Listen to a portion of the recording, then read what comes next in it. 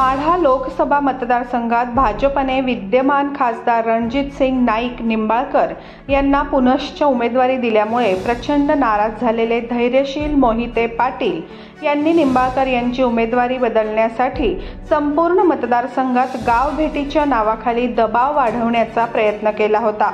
पण अचानक त्यांची गावभेट थांबली आहे. यातून मोहिते पाटील टोकाची भूमिका घेणार नाहीत हे जवळपास स्पष्ट झाले आहे.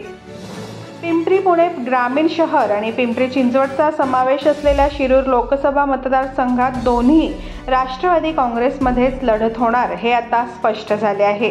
महाविकास आघाडीकडून राष्ट्रवादी काँग्रेस शरदचंद्र पवार पक्षाचे खासदार डॉक्टर अमोल कोल्हे यांची उमेदवारी निश्चित झाली असून त्यांनी प्रचाराचा प्रारंभ केला आहे. तर शिवसेनेचे माजी खासदार शिवाजीराव आढळराव पाटील हे उपमुख्यमंत्री अजित पवार यांच्या राष्ट्रवादीत मंगळवारी प्रवेश करणार असून महायुतीत राष्ट्रवादीकडून ते लढणार आहेत.